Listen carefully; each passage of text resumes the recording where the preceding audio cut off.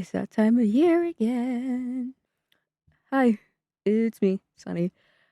I once again participated in the art challenge Actually Infected that was made by Ashley Ray for the month of October. I really enjoyed doing it last year, and I was kind of really hoping that they would release another one for this year. And, well, they did. And I jumped on that as soon as I physically could. For anyone who doesn't know, Actually Affected is an art challenge prompt list where each of the prompts are based off of different mistakes that are made in art that range from different forms of mediums, from digital art to traditional. And last year we even had some that weren't drawing specific, like we had a textile one last year. You just make different pieces of art based off of all of those prompts. This video is going to be very similar to the one I did for last year's art challenge. Basically just like a compilation of all the speed paints and the finished projects of all the prompts that I did. I did also combine a few again, just for simplicity's and time's sake. So yeah, let's just get on with that. Enjoy the video. The first prompt on the list was cover up, and I only realized like after the fact that it probably looked far edgier than I intended it to look. It was completely like unintentional. I was mainly like taking inspiration from those sketchbook videos where people use sticky notes to like cover up mistakes that they've made. And like usually they're on like places like the hands or the face, and that's what I was going for. And I didn't realize that like a sticky note covering the face with a smiley face on it probably would come off a bit differently than I intended. But anyway, apart from that, I also did a bunch of sticky notes in like the backgrounds, covering up like a bunch of like scribbles, just to like stay on theme. And I decided to just like doodle over top of them because I thought it would be fun. And it actually kind of was. I liked the little cat I did. That was my favorite one I did. But honestly, all in all, it was a very fun prompt to do, and I actually quite like how it turned out. It is a pretty good start for day one. The next prompt was rip and tear. And honestly, it wasn't my favorite out of the bunch that I did. I got lazy with it halfway through because my wrist was starting to hurt. Stretch your wrists if you do anything like writing or drawing for like long periods of time. Trust me, trust me. It sucks if you don't. And you can see the effects of that through the next few prompts where like I take it a little bit more simple than complex. You can see with this one I wanted to do like a full body thing at first, but I didn't want to draw that many bodies when my wrist was already starting to hurt. So I just did a bunch of them from like bust shots, and I still quite like how it turned out. I would definitely revisit it if I had the chance to, but like it for what it is, I still quite like it. Out of the Lines is honestly the piece that was like the laziest out of the bunch I did. That was just because this was the point where my wrist fully threw itself out of the window, was not in the building, but I didn't want to fall behind too much. I mean, I know this is like only like a 10 prompt list, but still. So I just did something like really simple. It was also kind of hard to figure out how to do this, considering the character herself doesn't really have a color. She's just white with orange line art.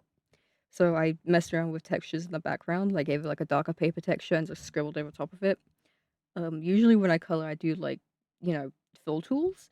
So I just kind of went in by hand. I do think I could have gone more with a scribbly look, but at the time it was good enough for me. And so you know what? That's fine. That's fine. I'm not gonna worry about that too much. I would revisit it if I had the chance to. The next was Spill slash Stain. Again, it isn't one of my favorites, but like it's not awful. It's not awful. This is also like the first and only time I've drawn this character with an expression that isn't just a completely deadpan straight face, which is pretty fun. But again, I had the same problem with the last prompt where like she doesn't really have any color, she's just pure white, so I just kind of did coffee stains in the background and like a paper texture once again. I use a lot of paper textures in these pieces, I'm realizing. But I also did some like ads paint ink stains on the actual character herself because why not? I don't know. It was fun. And that's really all I'm aiming for this. I'm just aiming to have fun. And I did have fun. It was great. Lopsided wasn't one I really know what to do with, so I just looked on Pinterest for a pose that felt kind of off center and just at the end tilted the whole piece on an angle.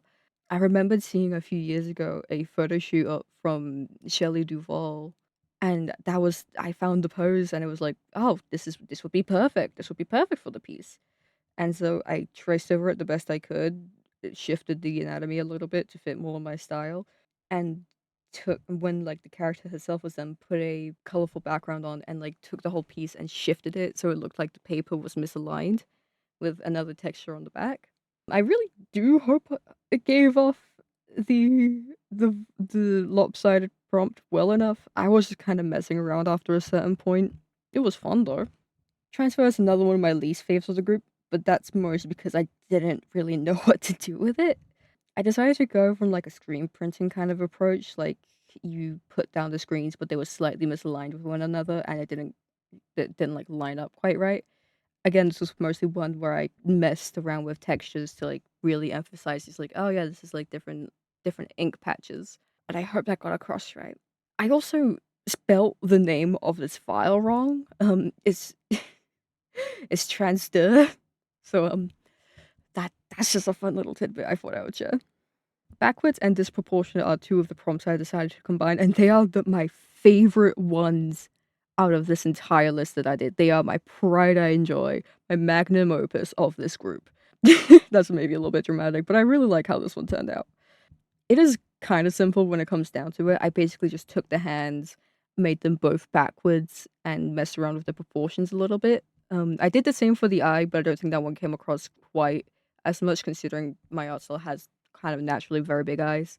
And I do think I could have maybe pushed it a little bit more, but either way, I'm quite fine with how it turned out. I also gave it a really swirly background, and hopefully, maybe that would throw off how the piece itself looked. And I also applied that same background to the line. I just like messed around with like the settings, and I really liked how that turned out. Oh no, I just think this piece looks kind of cool. I just really liked how it turned out. That's it. The last one I did was a combination of scribbled and weathering. And I was kind of more focused on like textures for this one, not just paper textures, but like making this piece look actually like weathered away. Um, I scribbled out her face and put like a little scribble thing in the background, though you can't really tell now that I properly look at it, which is fine. It's fine. Um, I was mostly focused on the weathering aspect of it. Honestly, I have a bunch of like textured eraser brushes, and so I was just kind of messing around with them, trying to give it a weathered look. I also try to make the thing look kind of sun faded, like it had been like sat out in the sun and it started to like get bleached to like add to the whole like weathering, like a different form of it. And for like a final piece, it's not that bad. I do quite like it. And that was all of the drawings for this year's art challenge. It was a lot of fun again. I really enjoyed it, and I really hope that Ray makes another one for next year. Because it is genuinely really fun, and it's fun to think like in terms of like, oh, this is a mistake that people usually make. How can I make this into a piece of art? It's quite nice. But anyway, I hope this was, a little bit better than last year's video. I actually went out and made a script for this, and I have a microphone now, so I'm hoping the quality is at least decent. But anyway, I hope you guys have a good day or night or whatever time it is over there, and I'll hopefully will see you next time. Goodbye.